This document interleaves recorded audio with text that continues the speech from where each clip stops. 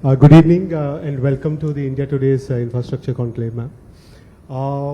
Ma'am, to begin with, I read your book on China and the infrastructure development which was done in China and how we can take the examples. And when I was told that you are coming for this, and that book came just in front of me, and then I also tracked the logistic policy which you have designed. Ma'am, country is in a very peculiar situation right now. We are coming out of COVID. Prime Minister has talked about Atmanirbhar Bharat. And the logistic policy is very crucial to make India not only self-reliant, but also to export to the world. We have already heard Ashwini Vaishnaw, who is the railway minister, that how the cargo movement and multimodal terminals he is creating, and how the vision of the government is, and you are implementing the logistic movement and putting things together, synergizing various ministries, and Gati Shakti is one of the key aspects. Ma'am, take us through the government's vision, how you want to take things forward, and especially when, ma'am, we compare India with China.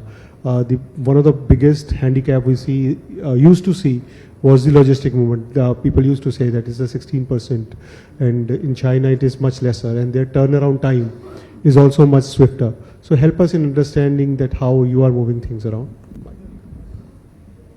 So very good evening to all, and this is a very important question and nuanced question.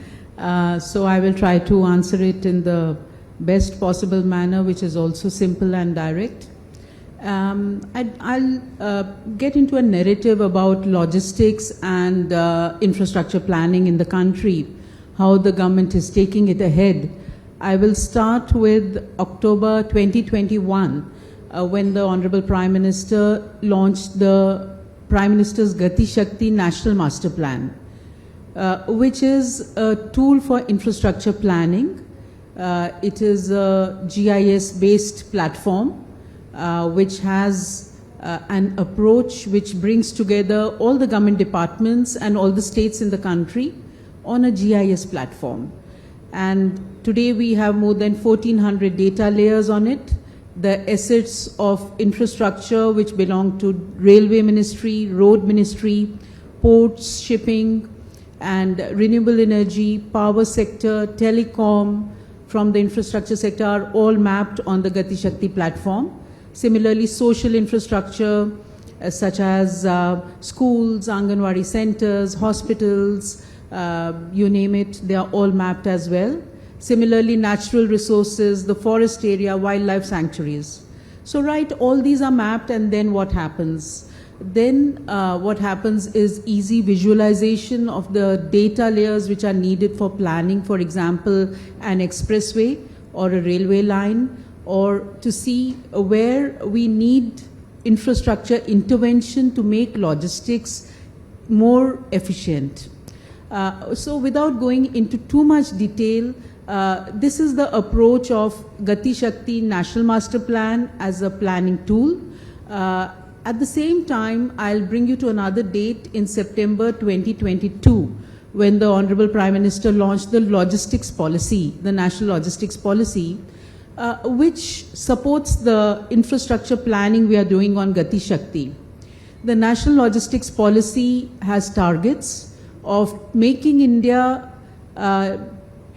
logistics performance among the best in the world, the top 25 countries in the world by 2030, and improving our logistics performance index, improving our ranking in that, and also introducing digitized tools which will make us logistically more efficient.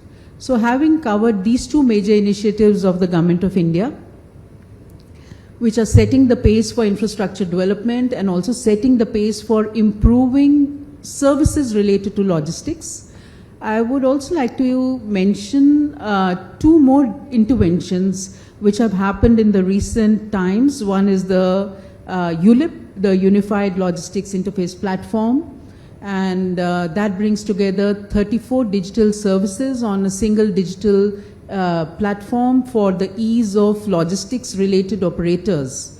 to track and trace consignments and to get a lot of other information, whether it be related to the railway system or the road system or the toll system or the Vahan related, toll gate related, airport related and so on. And another technical intervention I would like to mention is the logistics data bank, which is a very unique intervention also mentioned by the World Bank in its latest Logistics Performance Index Report 2023.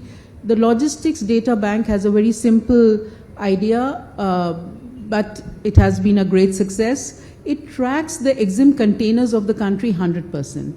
And 60 million containers have been tracked in the last 6 years. And this gives us a lot of data on the movement of the container on the roads, where is it facing congestion, how is it moving towards the port from the manufacturing centers.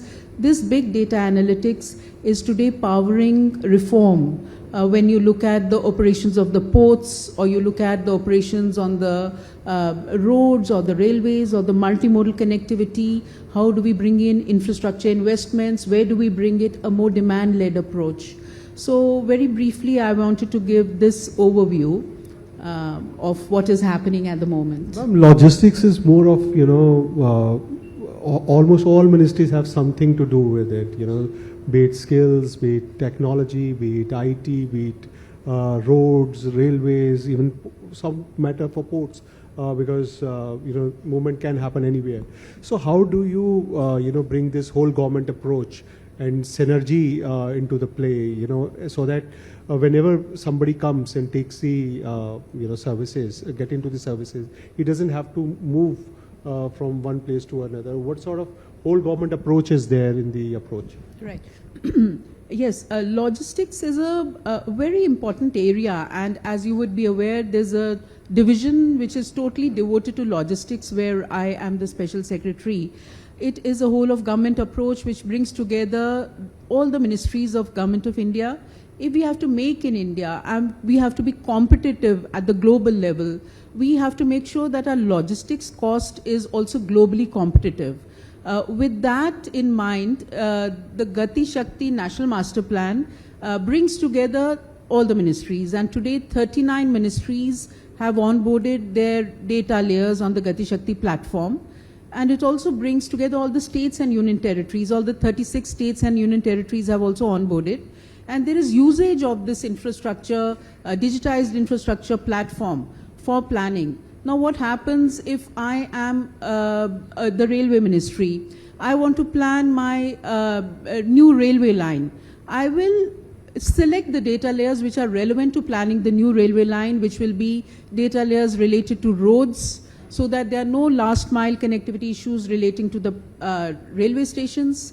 I will click on the data layers which are relevant to environment, to the forest, so that I cause minimum disruption to the forest area along the way, along my alignment. I will also click the data layers pertaining to inland waterways, so that I can see that there is multimodal connectivity, a modal shift which is more environment friendly. I will click on the data layers of the ports so that I can see last mile connectivity issues. So in this way, this is a whole of government approach, where today I, as Railway Ministry, don't need to knock on the doors of other ministries to get their data, which used to take a lot of time previously.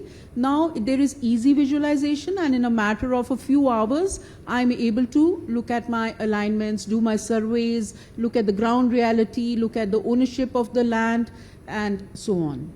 Ma'am, if I can ask you, in last 2 years, how much do you think that actually private manufacturers' logistic cost has come down? Because many of the synergized operations are happening not only during your tenure, but even previously. So help us in understanding that, in real terms, what sort of cost reduction has happened? Right. See, it's not easy to reduce logistics cost into one single number for a country as big as ours, and where we have manufacturing going on in various multiple strategic sectors. We also have the services, we have passenger movement, we have freight movement, and commodities of all kinds are moving through different modes. When we look at logistics cost, however, attempts have been made, studies are there. There are some numbers which are going around on the logistics cost in the country. And there are studies which have placed our logistics cost at 13%, 14%. There are studies at the same time, like from the NCAER, which had placed our logistics cost at 8%. There are studies by the CII. So there is no one framework which had hitherto been developed so that we can see the available data and also add to it through surveys. But now in the past few months, we have worked with NCAER and we have worked with the Asian Development Bank, and we have come with a framework for calculating the logistics cost in the long run. And we've also arrived at an estimate, a quick estimate, which is based on the available data. And that is going to be showcased very soon. Ma'am, we have also seen, World Bank improving our rating, country's rating in the logistic movement. I'm sure the government of India is, focusing very hard in improving those numbers. So where is the focus now? Right now, I think we are around 33, 34? 38. 38. So what is the focus like? Where you want to see India in next 5 years? So I was mentioning the National Logistics Policy, which was launched by the Honorable Prime Minister last year. One of the targets of the logistics policy is that in Logistics Performance Index of the World Bank, we improve our position to being the top 25 by 2030. Today we are at 38. And if you look at the Logistics Performance Index, there are a couple of things we need to look at. One is it is across 6 parameters, which covers infrastructure, covers customs, covers timeliness of services, shipping, and so on, including logistics cost. At the same time, it is a perception-based index, and it does not take into account many of the reforms which I mentioned early on.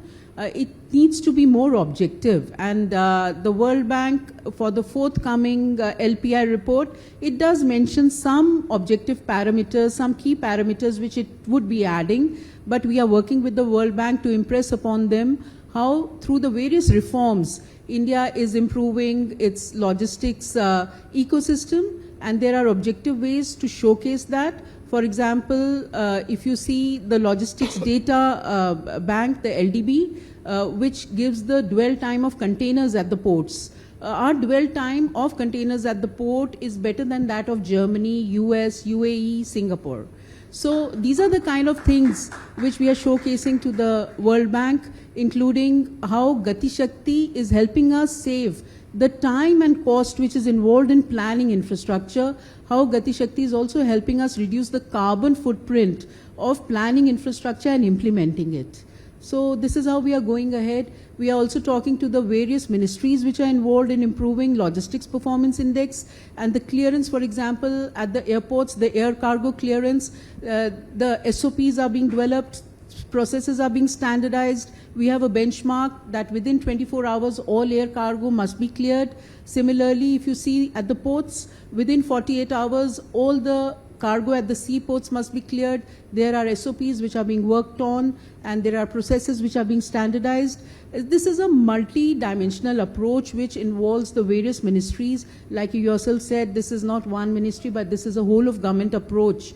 And yesterday we were interacting with the various ministries which work on the LPI, on the Logistics Performance Index. And one heard very good interventions. For example, there's the Land Ports Authority of India. It has introduced electronic exchange of information between stakeholders and the integrated checkposts, which has resulted in a reduction in dwell time at the land port checkposts from 57 days to 24 hours. And I'm very mindful when I give this figure, from 57 days to 24 hours. That is the kind of reduction they have been able to bring in their pilot. And that is what they are expanding to the rest of the country by December 24.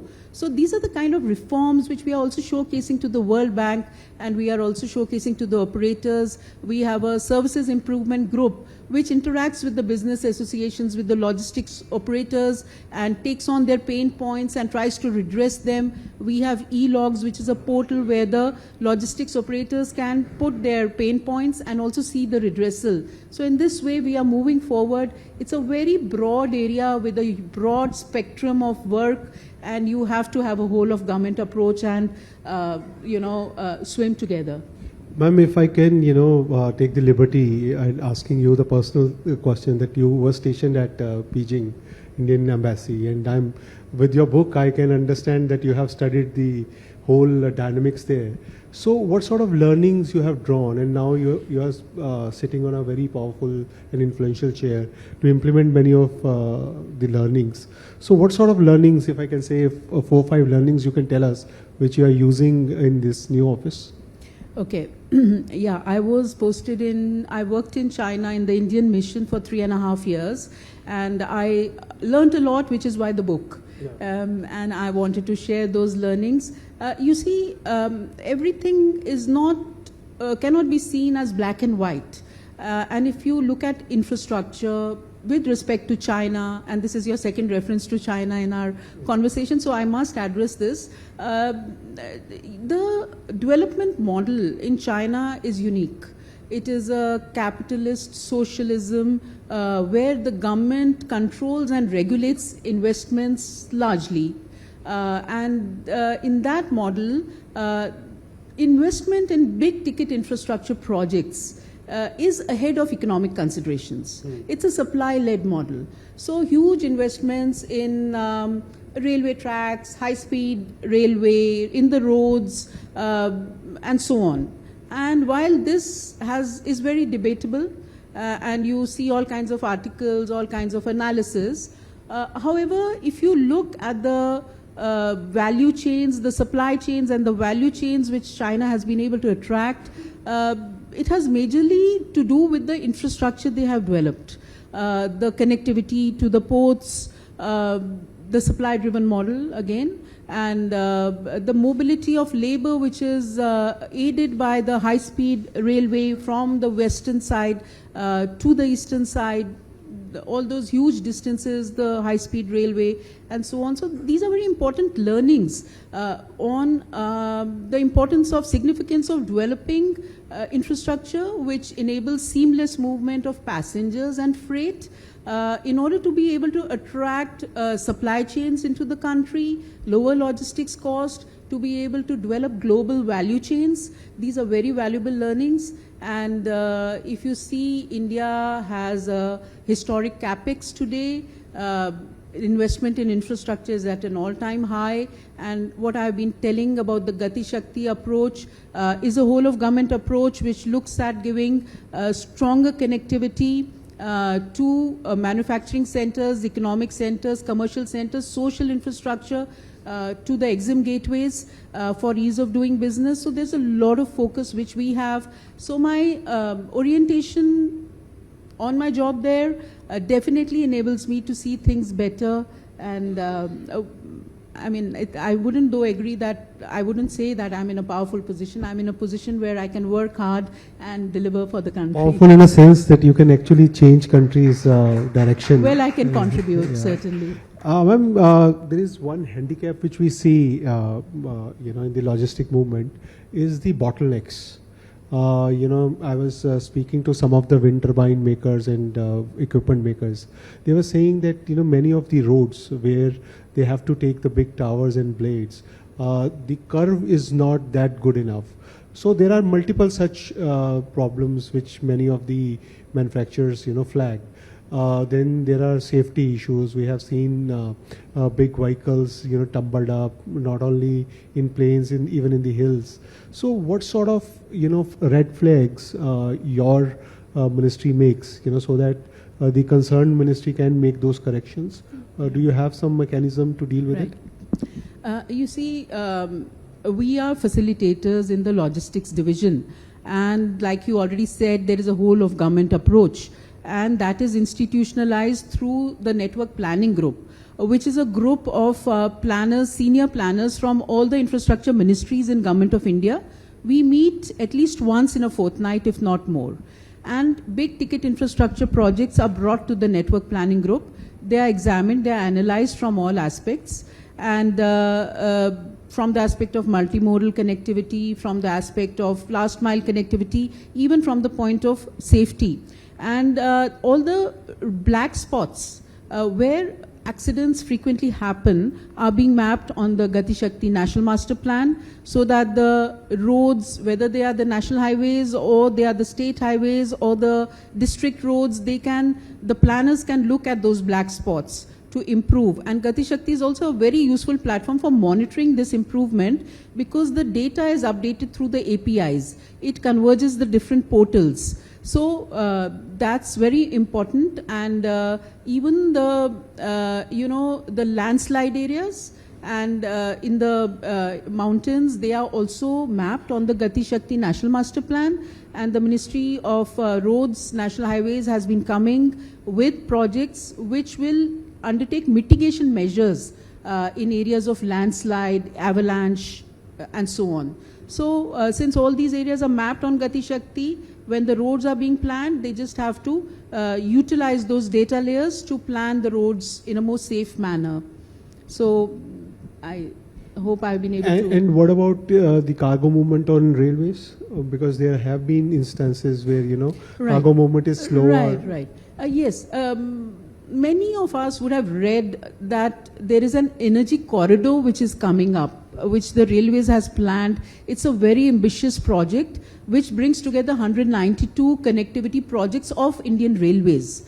Wherever there is movement of bulk commodities, coal, cement, fertilizers, food grain, they have studied the movement on the Gati Shakti National Master Plan. They have seen the red areas, that is the areas where there is slow movement because of overutilization of the tracks. Where do we need augmentation of the track? Where do we need a new, line altogether? So the congestion points, the points where there is slow speed have all been seen and factored in when these 192 projects have been made.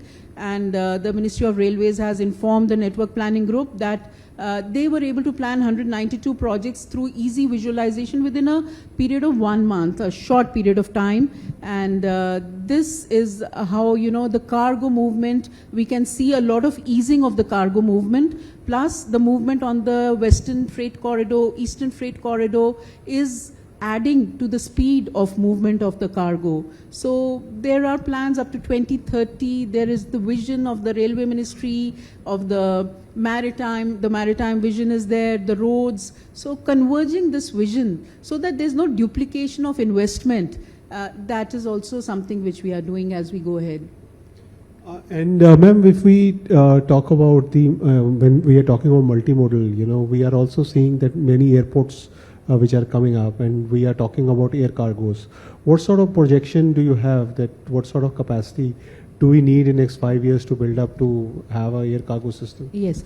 Air cargo is one area where we've also started some studies so that we can improve further and we can bring about better synergy between the customs processes and the processes of the airport related operations. We have been told in our logistics performance index meeting the other day about the progress of an air cargo village which is coming up in near Jewar Airport, and also about many interventions which the civil aviation authorities are undertaking for not only better connectivity to the airports for the manufacturers and for the commercial areas, but also how they are improving processes. We are working more closely with customs and also, like I mentioned, standardizing processes, developing SOPs so that there is uniformity in handling air cargo and also in clearance of the air cargo. And if I come back to roads, Ministry of Roads is talking about setting up more smarter highways. So do you also think that there could be more data which your ministry can gather from there and build more intelligence into the road movement, toll collections, that how swiftly the cargoes can move? What is the interaction like? Yeah, you see, I mentioned the ULIP. the Unified Logistics Interface Platform, which is already integrated with all this data. And now we also are integrating the GST related data, so we also know the cargo movement, the commodity movement. So there's a lot of data which is coming in, and that's the big data analytics which we are now seeing how we can utilize it better for a demand-led approach to infra development, which is you have been mentioning China, the supply-led approach to infra. We are looking more at a demand-led approach to infra, a freight assessment framework where we can see the freight movement by road, by rail, by air, and multimodal means, so that we can plan our infra better. We can predict where we need the next highway, where we need the next augmentation of the railway line, and so on. So that is what I wanted to say. Ma'am, thanks a lot. It was a really insightful conversation which we had. Thank and you. we could understand logistics and your department very well. Thank you. Now, Raj, you want to ask? Thank you, ma'am, for sharing an overarching... yeah, before you ask me to get off the stage, I'm going to utilize the opportunity and present a compendium of use cases of PM Gati Shakti. This is an evidence-based policy intervention. We have more than 75 use cases, but I'm presenting you with 8 of them. Thank you.